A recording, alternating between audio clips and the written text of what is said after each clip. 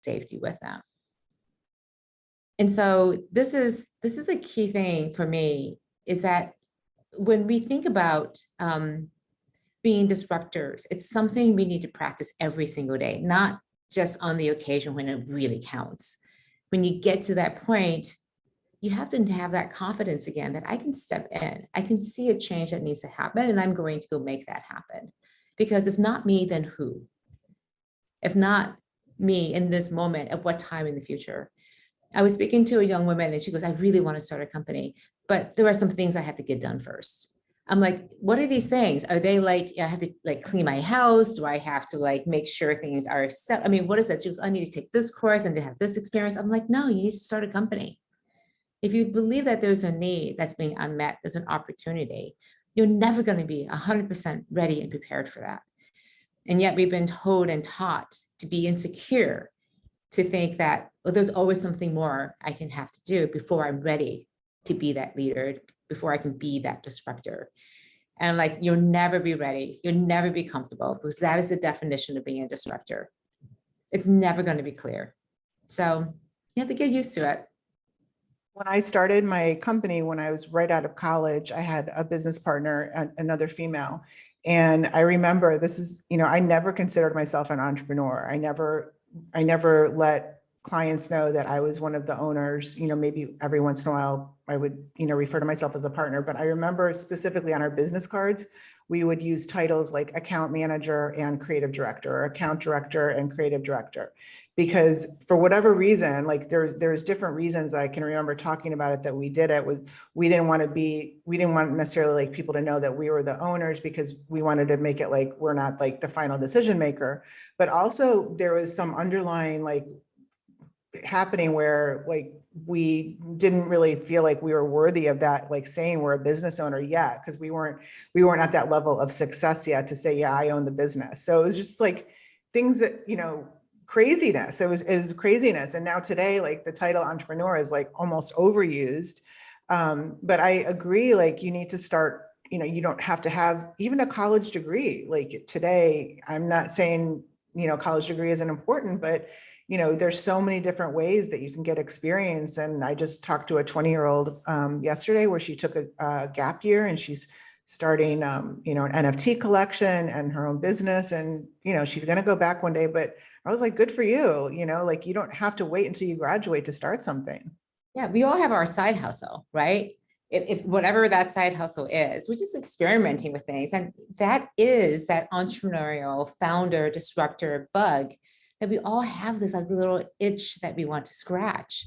So scratch it, go and see and explore, do the side hustle. And then at some point you may like, I want to do this. I really feel passionate about it. I'm going to go all in, and I'm going to do it well. I have some savings. I have some expectations. If it doesn't, I have my backup plan, and I'm going to be okay. And that's how it works. It's oftentimes hard because our expectations of success are to get, high paying jobs, to have a house, a nice car, 2 kids and a yard, whatever those definitions of success are, we have to make them our own. And as a disruptor, you're going to define your own success. I've been an analyst for 23 years. I never thought I would be an analyst for longer than 2 years, maybe, because I took on the job when my kids were young. I knew I wanted to have more babies, and like the idea of managing people, and when I had to manage babies at work, just didn't make sense to me. So I just wanted to go be an analyst for 2 years. And I realized this is the right thing for me. And so while everyone else in the world was going after .com startups and everything, I'm like, this is the right thing for me right now. And I'm gonna be really happy and just like do my analyst kind of work, not realizing that this is my calling, that this is the place where I can be extremely disruptive and have an impact that was outsized compared to many of my friends who went to start all these amazing companies. So we don't know how life is going to be picked for us, how we will pick life and enter into it. So there's a part of me that says you have to be ready for that adventure. And that's a key part of being that disruptor, because we don't know what the outcomes, it's not guaranteed. I talked to some young people today and they're like, oh yeah, I'll just go out, start a company, exit it, sell it, and I'll be done. I can retire at age 30. I'm like, it's not that easy. You can't exactly plan that. So will you be okay if the company doesn't work out, if you have to close it down, hopefully in an orderly way? What happens then? And it's not to say it won't work out, but are you going to be prepared for that? Because the chances are 9 times out of 10, that's exactly what's going to happen. And you'll learn a lot along the way and it will have been worth it. And you do it again. And then you'll pick up and do it again, is my bet. So being an analyst and being in, the mostly tech environment, what advice do you give men to help kind of level the playing field? I was talking to somebody last week, we were out to dinner, that he's in his, late 50s, early 60s. And he was asking me what I'm doing now. I told him about female disruptors, and he asked me what's that all about? And I mentioned equal pay and the gender gap. And he was like, is that still a thing? And I'm like, yeah, that's like a big thing. And I think that, there's a lot more awareness about it, but it's still a big problem. And I think that, men don't realize what they can or can't, what they can do. I think that they realize like what is not, let's just say, appropriate, without getting into like that side of things. But like, what can men actually do to be proactive to help women? I'm to this person's point, look at your numbers. I bet if that person actually had equal pay numbers in front of him, he would see the differences in his own organization. He would see that the leadership pipeline was skewed towards men as you go through, that men are promoted at a disproportionate rate compared to women, and that women of color in particular are disproportionately hampered in their advancement in their careers against every single other demographic. So number one, just know your numbers. Just know your numbers, because if you look at the intersectionality of gender, ethnicity, it is terrible in pretty much every single organization. So number one, be aware that work needs to be done, and how much work, how big that gap is. People in most cases have no idea. And they blame, well, we don't have good numbers, or we can't rely on the numbers. Use the numbers that you can get, and you still see just terrible numbers. So number one, just get the numbers. And second of all, really focus on belonging, creating that safety, encouraging women, taking them aside and saying, how do you feel about stepping up? Do you feel like you belong? Do you feel like you can say your mind? Are you checking anything at the door? Because I want to make sure that you're not. And they should say this to every single person, regardless of their background. And when everyone is told that, it equalizes the playing field for everyone. But that's a conversation you have with every single person. You don't single out somebody, but when you make sure that there's a belonging across the board, that every single person can say, yes, absolutely, I am 100% comfortable with this, then you're assured that the playing field is actually even. I would say that would, qualify as an internal PR campaign, so that the communication is, internally, so that it's also going to be external, and it has to mirror each other. Because I think companies small struggle, companies large struggle. And it's something that I was just, one of our speakers from February, she was talking about how diversity breeds innovation, and how that it's not just checking off the boxes of, somebody that's qualified, let's say, for whatever the position is, because they might not be able to check all the boxes, but if they're part of that diversity checkbox and bringing them on, then that's where innovation and creativity really open up. Yeah. Do you agree with that?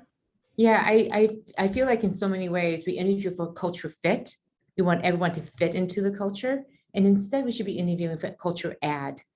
Because when you add to your culture, because somebody is different, we know that we're going to benefit from that different experience, that different perspective, just to get a different point of view.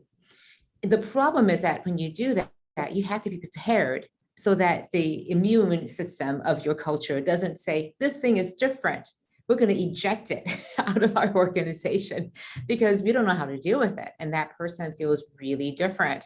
They've been brought in because of that difference, and we value it, but we're not prepared to accept it, to be able to receive it and see it as a good thing. So it's literally this idea of culture add versus culture fit. And how prepared are we to actually deal with differences and not to see it as a bad thing, but to see it as a positive thing. That's a fundamental change in cultures that are typically not, not good at being inclusive of differences. So diversity is a checking of numbers. Inclusiveness is this activity like, well, I bring you in, even if you're different. And this belonging is a self-feeling, this self-reported feeling that I belong. If you're doing the diversity and inclusion correctly, then the belonging will come too as well. But all of these have to be intentional. They just do not happen in the vacuum. One of the reasons I joined PA is because the CEO set it out to say, I want a very diverse, differentiated leadership team. So I'm joining a leadership team that's half women. There are 12 of us and 6 of us are women. And that was intentional. That does not happen by accident. That's amazing. I'm so happy to hear that. Yeah, we still have some work to do on the board, but I mean, he intentionally rebuilt the executive team and said, I need women on it, recruit women for these positions. And so half of us are here. 4 of the women are, actually 5 of the women are new. So out of the 6. So it's a sea change, and it was done with intention and done with amazing outcomes. So that's one of the reasons why I was so excited to join this company. It's because it's not just talking about diversity, inclusion, and belonging, it's actually doing it. It is.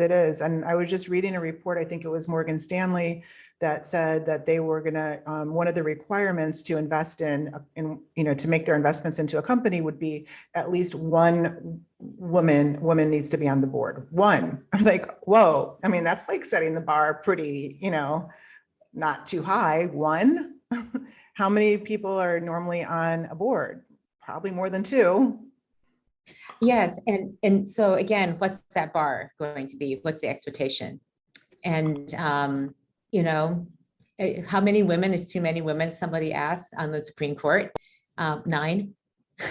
So 9 justices of the Supreme Court, all of the board members being women. That's when you have too many, right? And you can never have too many, because the perspectives of an underrepresented group are going to be so much more valuable, because that is an additional add to in a voice that was not there before.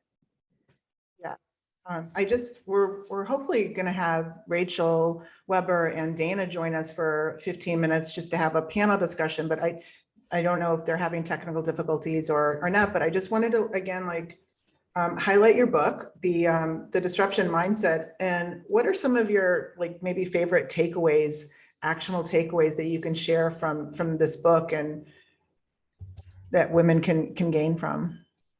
Well, I think one of the major ones is that when you think about disruption, we oftentimes think of people freewheeling it, standing at a whiteboard, lots of chaotic things happening. And what I found is that disruptive organizations and leaders are actually extremely well organized. They have a lot of process. They have a lot of procedures. But these processes, procedures, the governance, the structure is not there to preserve the status quo. They're actually optimized to create change. And what I realized is that there's a very interesting contradiction, a paradox here, that you actually need order, you need structure to create and scale change, to scale disruption. Because it's great to come up with the original idea, but you're not going to embed it and transform the rest of the organization without that scaffolding, the structure, the process of procedures. So that's why disruptors need to be in 2 spaces. They need to have that vision of being able to say, this is the huge, crazy, audacious idea. But they also need to have that leadership skill of putting and organizing people, of putting in those structures. I call these people the realist optimists. They can be optimistic about what the world's going to look like, but they're also realistic about what is the work we have to do today, that heavy lifting, and to get people over that huge obstacle to just get moving. And they can galvanize that and create a movement into this and create that momentum to move into the future. I'm just going to look at some questions here. So, or comments actually. Lubna is saying that equal pay is still a thing. She read yesterday that it's going to take 136 years to get to equal pay between men and women. Do you agree? And if anybody has Not any if other you get more questions, women on boards. Not if you get more women on boards and in the boardroom. It will shorten, because I do think we're an acceleration platform. If you just look over the past years, that would be actually true. But man, if we're still going at the snail's pace, I just have no hope in humanity. And I do believe that we have a much more enlightened group of people coming into boardroom positions and into leadership positions in organizations.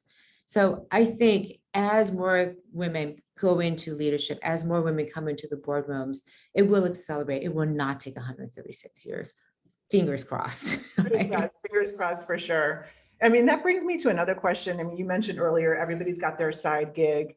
One of the struggles that I've seen myself and talking to other business owners or, leadership positions, whether they're, in the C-suite or, hiring talent or managing talent or trying to find talent, what's happened over the past 2 years, especially with the pandemic and the great resignation, is that it seems like there's less, people want to stay, they don't want to stay as long or be committed to a brand or an organization for more than, let's say, a year and a half to 2 years is what I'm hearing is tops.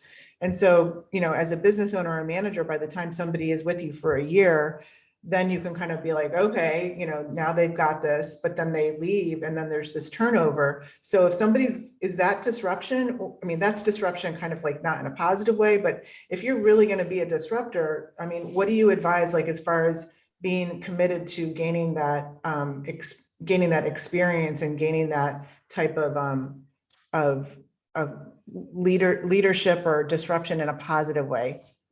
Yeah, there are two things. I do think we need to have honest conversations with somebody when they join that, hey, I know you're going to not stay here forever. So let's talk about the day you leave, the day you start.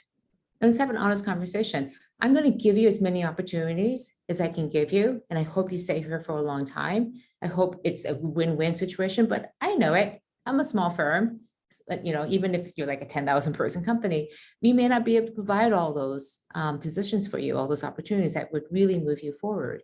But I guarantee you this, when the time comes for us to go our separate ways, I want to know months in advance so that I can help you find your next position. In return, I would ask you to help me find your replacement and train your replacement. So there's not this 2-week notice. It's the worst thing for me. So let's make a deal. Weeks, months in advance. Let's make sure this is a smooth transition for both of us. And I will open up my entire network and help you. You will never stand alone, because our relationship goes beyond just these couple of years that we're going to be working together. I'm going to be on your LinkedIn profile and your resume for the rest of your life. So that relationship should reflect that. That's such a great point. I almost said that verbatim to somebody, that this isn't like, this goes way beyond just our experience here together at the buyer group or wherever we are together, that you're right, we're going to be on each other's LinkedIn profile. And I tell my daughter that as well. So Rachel, hi, it says Charlene, but it's really Rachel Weber under Charlene. Hi, great to meet you. Charlene, great to see you, Lisa. Quick intro for Rachel. So Rachel is the Chief Brand Officer with Playboy, and we met a couple months ago when she was a speaker at an NFT conference in Jackson Hole, Wyoming. Her presentation was amazing. She's going to give a full session in a couple hours here. But Rachel, thanks for joining the discussion about female disruptors and women disrupting. In your opinion, working for Playboy, which is an iconic brand, and when I shared this with you when I saw you on the roster, I was like, wow, like I can't imagine being the Chief Brand Officer for Playboy, as a female disruptor. But like hearing your story, like it's just amazing how what you're doing, with the brand. So can you share a little bit what the women working for Playboy today and what that looks like and what your team looks like? Sure. Well, thanks for having me, and hi to everyone listening. Can't see all your faces, but hope everyone's having a great morning. We at Playboy are now a team of over 80% women. It's really been a transformation in our workforce over the last 3 years or so.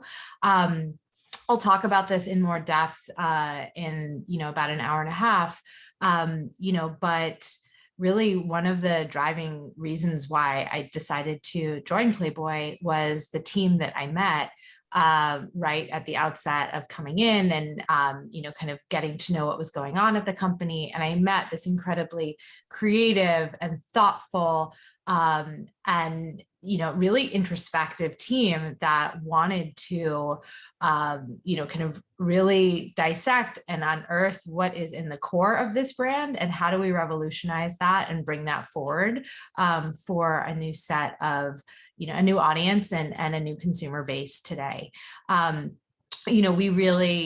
I was at National Geographic most recently before that. And one of the things that I saw at Nat Geo, this was just an anecdote that was really important kind of in bringing forward at Playboy, is so much the power of who's behind the camera is just as important as who's in front of the camera, and kind of those whose gaze, you are, kind of providing a platform for, those who you give kind of these creative tools to. Is so crucial in how you tell stories, how those stories resonate, the nuances of those stories to consumers and audiences. And at Nat Geo, we have this, the famous Instagram, 100 million plus followers. And it's this incredible story, of why that's so big is because it was actually founded by the photographers themselves. So you had a group of photographers that are all the Nat Geo photographers sharing this Instagram, and how it evolved then was to continue building that Instagram. You have to be a National Geographic published photographer to then be have access to publish your work on the Nat Geo Instagram channel. And what we were finding is because of the discrepancy, in the male-female ratio of photographers published in the magazine, then you were seeing that reflected on the Instagram channel as well. And also putting rules in place, to ensure that a photographer had to wait 3 hours, after someone published to then publish their thing. And you kind of saw different tendencies to kind of jump in front of the line a little bit. So interesting. And so, we really posed that question of, in order to create more equity here, you can have these kind of fairness rules, but in order to genuinely create more equity here, let's pull more seats up to the table. Let's say if you are, let's make that initiative to have more female photographers that we're bringing into the fold and publishing their work on digital platforms that we can do much more quickly than, a magazine coming out once a month, and give them an onboarding ramp to create that much more kind of parity in voices. So just an anecdote of, kind of something that I experienced that was super crucial in bringing over to the Playboy fold as well. That was something Charlene was talking about earlier. I don't know if you were here, but just how, men have, a much more of a tendency to disrupt versus women, because women are nervous about what the consequences could be. So the men kind of broke the rules and jumped in first on Instagram to share, versus, and women probably were like, no, the rule is this. So how do we know what rules to break and which rules not to? Charlene, do you have a tool? Yeah, for I which think, rules are breakable? Yeah, the women take rules seriously and men see them as guidelines. So, and that's a fundamental difference way that we think about things. And frankly, oftentimes we're conditioned to be that way. Rules are made to be broken, rules are made to be followed. I don't want to cast it so much in such black and white terms, but people tend to fall into one bucket or the other. Yeah. It's not necessarily gendered, but we have different perspectives of rules. I'm worrying constantly. I'm just joining a big company with lots of rules. Right. Am I allowed to go do this or not? And Right. I'm like, I don't know, but I'm just going to try it until somebody tells me, because I see it as a guideline. So until somebody tells me, no, you really, really can't do that. So how do you know what rules to follow and not to break them? That's the only way I know. Yeah. No, and I also think that, rules reflect a past set of ways of working. And so, I think there's also a way to think about it as far as rules being meant to be broken and rules being meant to be questioned, and understanding why is this, why is this in place, and posing that question, I think can often lead to a really, probably raising a bunch of eyebrows on, whoa, we hadn't thought of that. We had it, it's that way because it's been that way for the last 20 years. Well, that doesn't make sense anymore. So I think it's interesting to hear you say that, because I think I'm probably in the rules are guidelines and rules are meant to be questioned. But that comes from a place of immense privilege and it comes from a place of, just kind of immense privilege and a certain personality type. And I think it's also, kind of as a leader, your role to constantly be questioning what are the written rules, what are the unwritten rules here, to ensure that you're giving opportunities for those who maybe not be wired the same way or have as much privilege to stand up and question or break the boundaries. Yeah. I love how you frame that in the context of privilege too, as well. Same. So regarding equal pay, we were talking about that earlier too. And I'm just curious, is it transparent at, like, for example, Playboy equal pay? And what advice do you give women to without, how do they ask about that? Like, how do they approach that topic? So I can say that our general counsel and our chief people officer, I know are constantly digging into our data, and we take diversity and inclusion immensely seriously and work with external firms to be tracking all of our data around kind of various vectors on gender and race and age and ability, to ensure that compensation is fair and equitable across the board. And I think on what you're going to ask for, I personally always counsel friends and, kind of colleagues of mine to, to use the language of fairness. Okay, so let's think about this role. And if we were hiring, if you're in the place, if you're hiring someone off the street, what would this role be paid? Take gender out of it, take, any other factors out of it. What is the level of responsibility? How big is the team? Is this a management position? Is this a position with revenue generating responsibility? What might, kind of others at like companies in this level, be getting, and then position your ask in a, in an ambitious way with the context of, if you really want the role, I'm, kind of still willing to talk if that's not what you have budgeted, versus, oh, here's what I make now, so can you match that, or, kind of raise that a little bit. It's about what's fair for that role. And I think that fairness concept and that fairness language is really important in those discussions. Charlene, your thoughts? Again, I think knowing what you're worth and sticking to it and being able to walk away. And it's one of the hardest things, because if you know what your value is and what you want for the contribution that you have, then you're going to stick to it and know that, I'm not going to second guess what my value is. I'm going to ask for what I'm looking for. And always a good way to think about this, even if you got what you want, maybe ask for a little bit more, because it's a good negotiation tactic. You don't know how much more you can ask, but it's the biggest thing I look for in my interviews. Are people asking? Are they demanding? Are they really looking out for themselves? So they don't do that. They're not going to look out for my business when I'm hiring them. Exactly. And I think encouraging friends and colleagues when they're going through this process, my sister-in-law is going through this process right now. We were texting about it literally this morning, kind of how big does she go?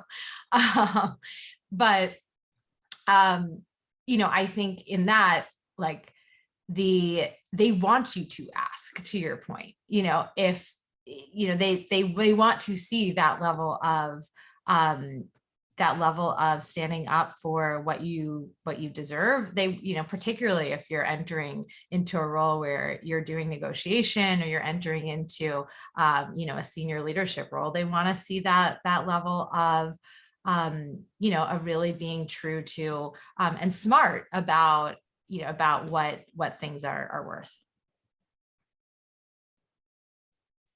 We have just a few minutes, but I have one more question. And this is, I just was on a Twitter Spaces yesterday listening to Web 2, like how to transition from Web 2 to Web 3. And, more what does Web 3 look like for women? I heard a statistic also that if women don't get more involved in Web 3 and crypto as we go through this transition, that we're going to be even more left behind.